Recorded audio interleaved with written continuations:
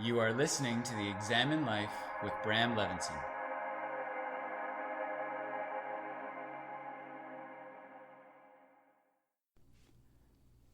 So many of you know me as a yoga teacher and a teacher of Hinduism and meditation.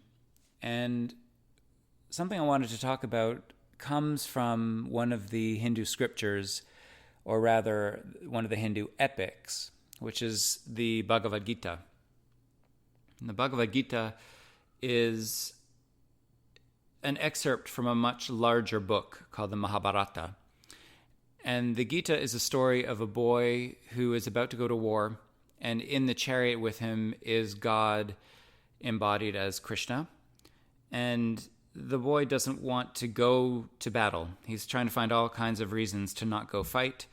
And God is telling him all the reasons why he should. But it's not just to get him to go fight. He's basically laying on him spiritual teachings that help us understand the difference between the physical and the non-physical, between spirit and matter.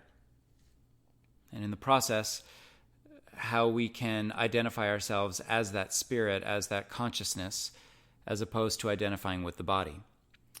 So I'm not going to get too into the Bhagavad Gita. That will be another podcast, episode, whatever.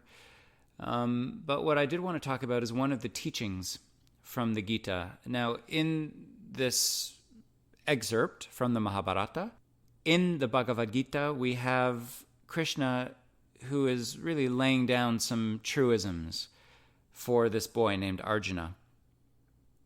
And one of the things he tells Arjuna is that what is night for all creatures is the time of awakening for the self-controlled, and the time of awakening for all beings is night for the introspective sage.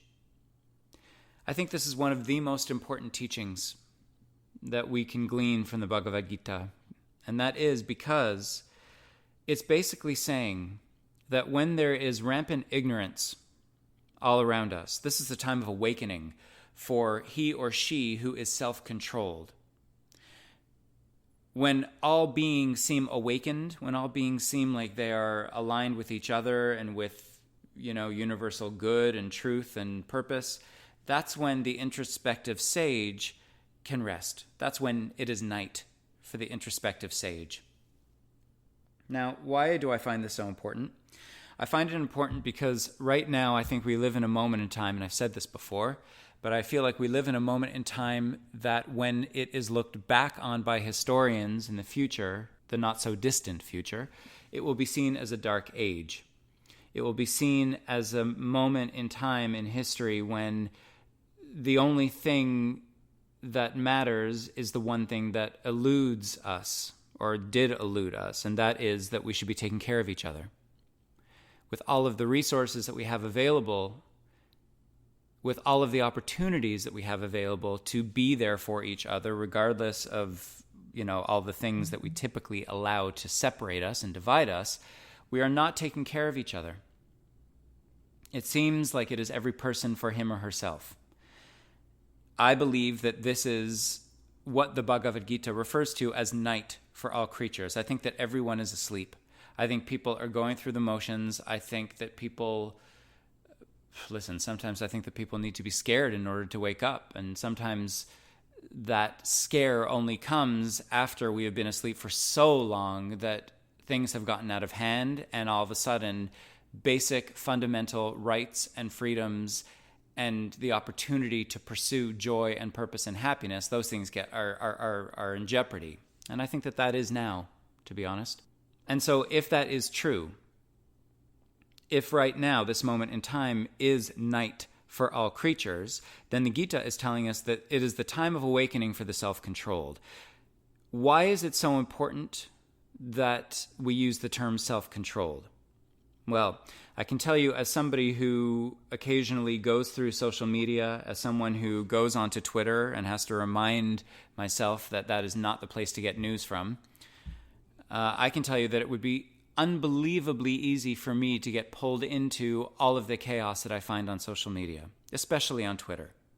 it would be unbelievably easy for me to get triggered. In fact, I do get triggered emotionally by things that I see, by things that I read.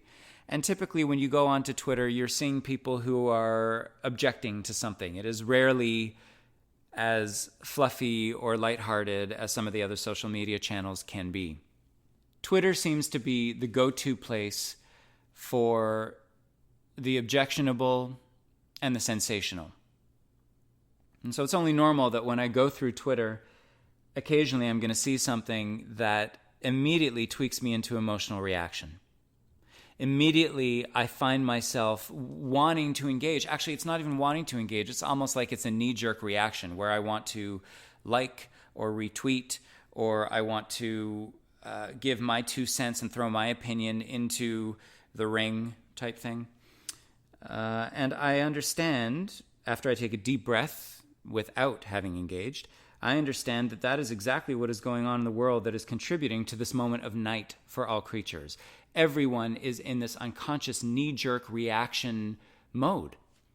And as someone who I know, who is very wise, once said, social media is just about everybody talking, but no one's listening. It's a way for us to get triggered into reaction and then to shift those tensions and those reactions so that we can then walk away feeling a little bit lighter, like we're not being pulled down by all of it.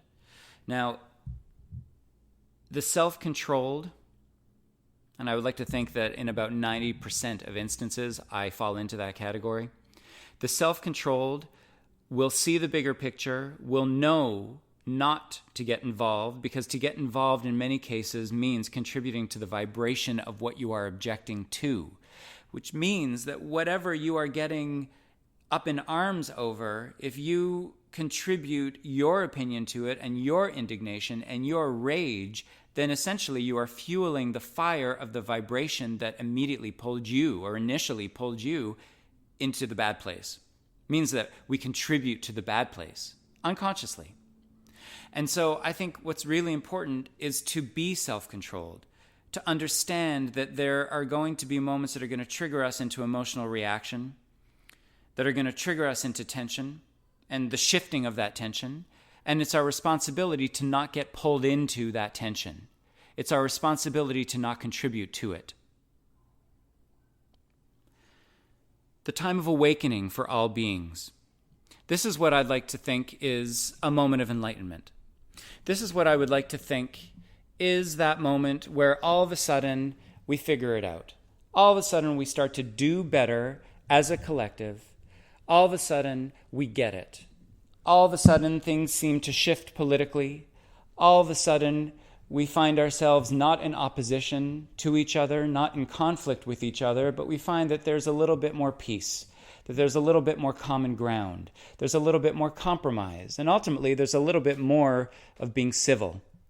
These moments are as inevitable as their opposites. And I believe that we are due for one. And I believe that there will be a moment of awakening and a moment of enlightenment that follows this moment of intolerance and rage and indignation and what seems to be just, a bunch of bullies on the playground trying to out-bully each other. This time of awakening that is coming, this is the moment that will be night for the introspective sage being the self-controlled.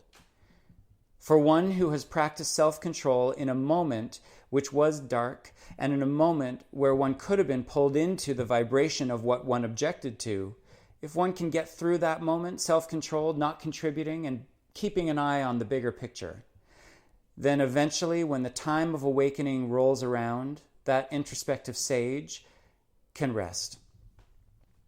And so I'd like to, once again, offer some homework, offer something for you to reflect on. I'd like you to ask yourself, when do you find yourself practicing self-control and self-restraint? Is it helpful? And when are there moments where you get pulled into all of the drama, all of the chaos, where you identify with all of the daily stuff that is inevitable for every single one of us? I'd like you to identify which moments you are awakened in and which moments you are asleep in. I would like you to consider that you have the opportunity to practice self-control and tune into a moment of awakening for yourself and for all of us. Understanding that eventually whatever it is that is pulling you, or that would initially pull you into reaction, emotional reaction, these will pass. These moments pass. Everything passes. It's the only thing we know for sure, that everything is changing.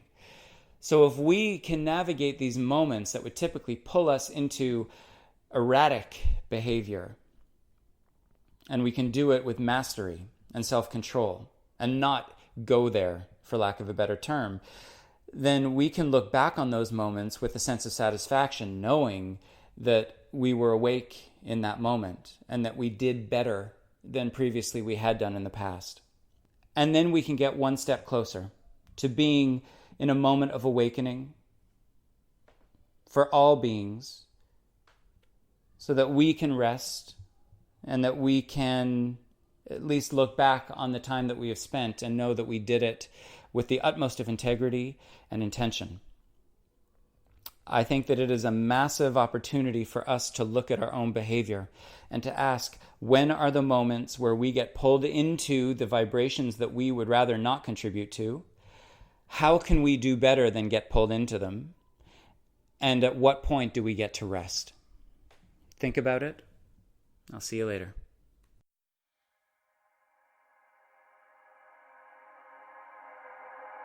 This has been the Examine Life with Bram Levinson.